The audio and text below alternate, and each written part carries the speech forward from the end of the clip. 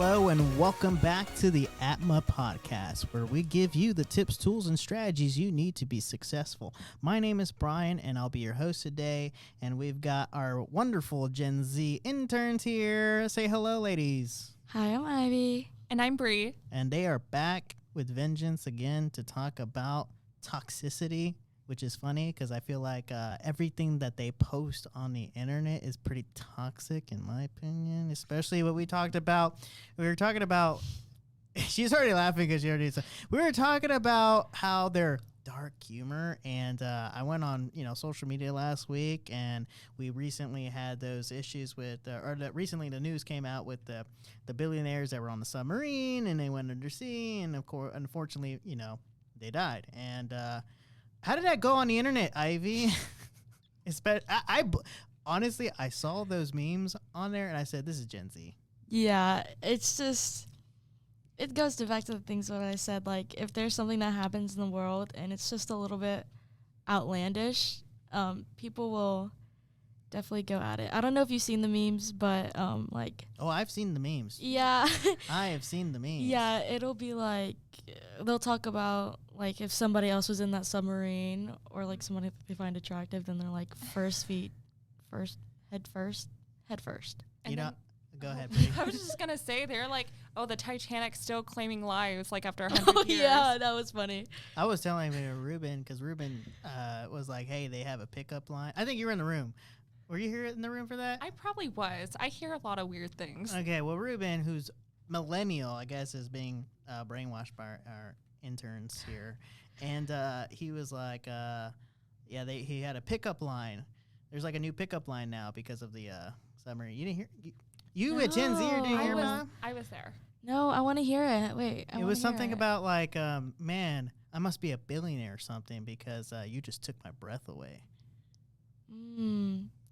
It's kind of a mid-pickup line. Yeah, it is kind of weird. It was kind of raunchy, But I was just like, you fit right in with those Gen Zers, I guess. No, Side-eye? No, that was definitely millennial. Like, you could tell that was definitely that was millennial, so you can tell if it was a millennial joke. Who would make a pickup line out of what happened with the submarine? Oh, okay, all right. Like, it's so just kind of goofy, So we're talking about toxicity. Chuggy. Chuggy, okay. Yeah. We're talking about toxicity. See, this is a prime example. So toxic. This podcast is so toxic now. All right, so let's get back to the topic here and get into environmental consciousness and Gen Z's emotional influence. Now, you ladies are the ones that are putting together these topics, and what made you guys want to talk about this? So around the world, I mean, there's a lot of stuff happening with like global warming and wildfires and stuff like that. So as our world has easily come down to something that hasn't been at its prime, people became more aware of that, especially Gen Z. And so when it comes to certain products or things that you make as a business, it goes back to what you're getting that from. So environmental consciousness, which deals with animal cruelty, where you're getting your products and how your products are tested. And that also goes hand in hand, like what we talked about the past few episodes, with emotional influence. So you talk about animal cruelty. What's funny about that is I think it's true too, because I don't know if you guys are like comic book fans or not, or you guys watch movies. Yeah, I've watched movies. I mean, yeah, but like, do you watch comic book movies like Marvel and stuff like that? Or not? I actually love Marvel. I'm not gonna lie. I've seen all the movies. Okay. So you guys recently saw the new Guardians of the Galaxy, right? No, I was going to very soon. Don't spoil it. How am I not going to spoil it? We're on a podcast. All right, I'm going to do a slight spoiler. The only thing I'm going to talk about is that they do shed some light to animal cruelty, right? That's actually, Rocket's, background. So I think that's important in the marketing aspect, is because, a lot of people avoided these type of topics, especially in cinema, right? Mm-hmm. And them pointing out, having this such a big name as Guardians of the Galaxy, we already know the Avengers and how much success they've had, and going to this animal cruelty and pointing light to it, I think that it did attract a lot of Gen Zers as well to watch this movie, because obviously it's an important topic, right? And so you talk about environmental consciousness and an emotional influence. Like, what is it and what should businesses be aware of when they're producing content, especially since we're talking about environmental consciousness and emotional influence? What should we be thinking about as we produce content? So, honestly, a great way to just get that out there is if you're obviously animal cruelty free, just let your audience know. I mean, they'll easily be able to find out. Like, as we said, we're kind of like, Gen Z's kind of like FBI, I'm not gonna lie. But, you know, it's good to just go out there and be like, yeah, like, we're animal cruelty free. And that's just one thing to know, because people will keep tabs on that, and they'll appreciate that you're animal cruelty free. And I think another thing is being sustainable. So do you use a lot of non-sustainable products in your product in order to manufacture it, or in your service? Are you contributing to something that could harm the environment?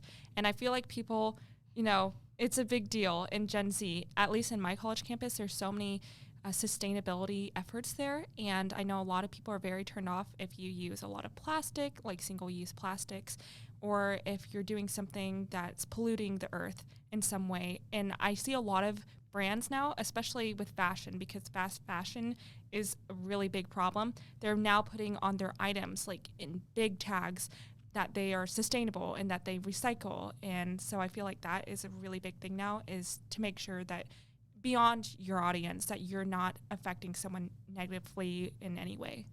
So one thing we talk about examples, each of you guys, and I don't want to make this like about an animal show or anything like that, but you know, as we talk about this topic, I was just thinking about how much of an effect like pet food is now. Okay, I don't know if you guys have done any research of pet food or anything like that, or Bree, you have any pets? I do. I have Okay. a dog, and she is crazy. My goodness. She's Ivy, so you just got a crazy. cat, right? We just opened our arms to a stray cat. It's just like my dad. I mean, I don't want to go off topic or anything, but my dad is very definitely not a pet person.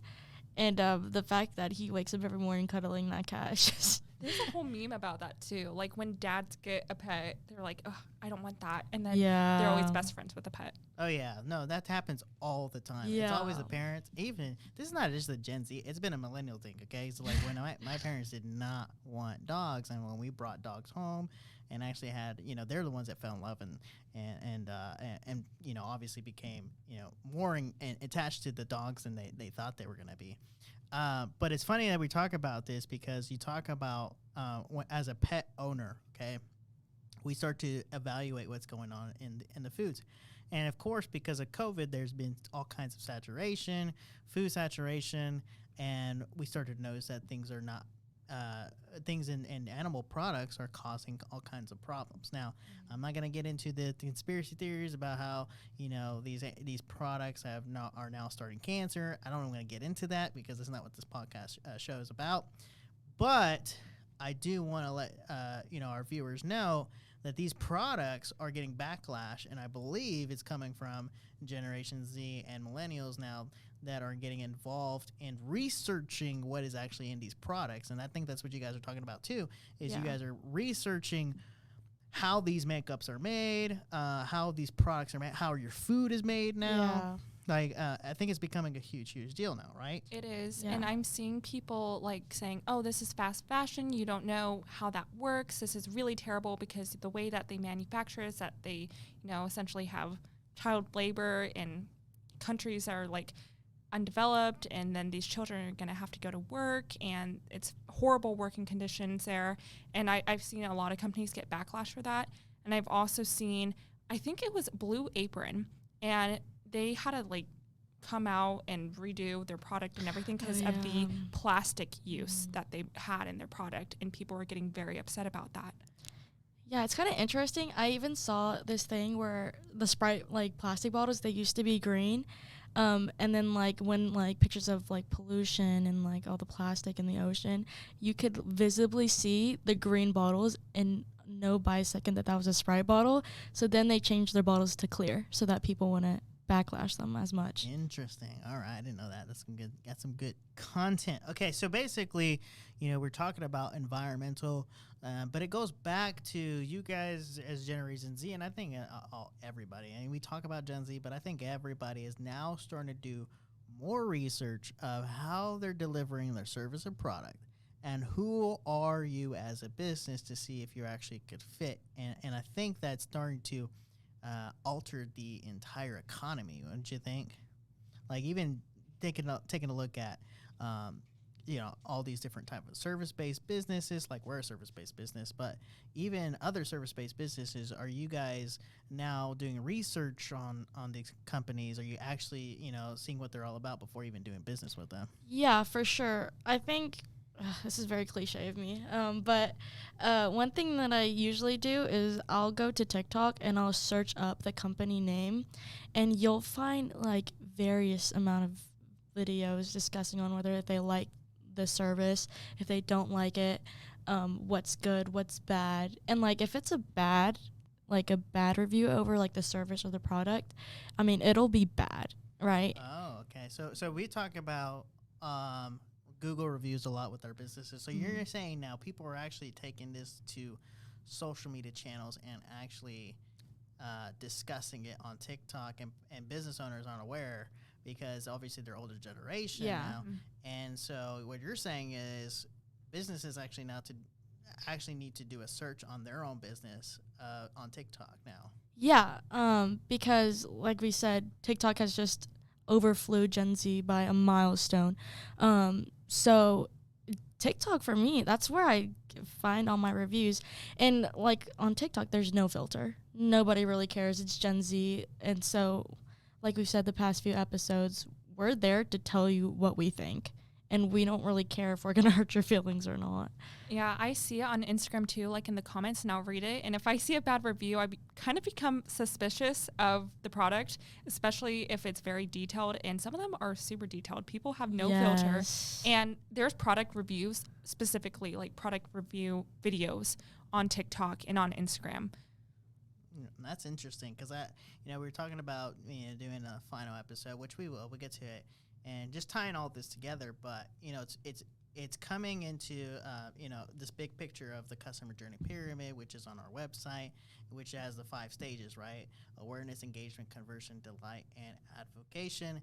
And advocation can go both ways. It could be advocating that this product is great, or it could also be advocating that this product or service is a problem, right? Yeah. And so so people don't take in account, the delight, which we'll talk in the last episode, is you have to be able to delight your customers. So that being said, ladies, thank you guys for joining us again on the show and giving us some insight on environmental consciousness and emotional influence. Guys, I hope you guys are getting a lot from these ladies, and we're going to be continuing this conversation on how to communicate and understand Gen Z and what they're looking for when it comes to marketing. So once again, thank you guys for joining us. My name is Brian, and we will see you next time.